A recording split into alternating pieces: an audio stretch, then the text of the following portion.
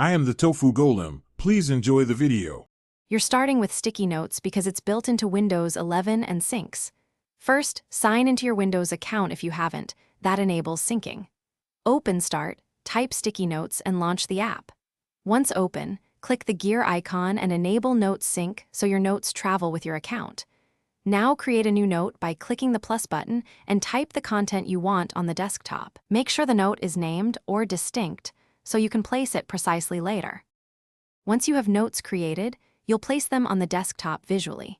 Click and drag the note window to the desktop location you prefer. Windows will remember the position. Use snap layouts or hold and drag with the mouse to arrange multiple notes side by side. Resize each note by dragging its edges so text fits without scrolling.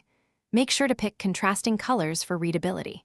If a note overlaps icons, move icons or notes until everything is accessible and visible on screen. To finish, confirm notes persist after reboot and stay on top if needed. Enable Focus Assist to reduce distractions and adjust desktop icon spacing if notes hide icons.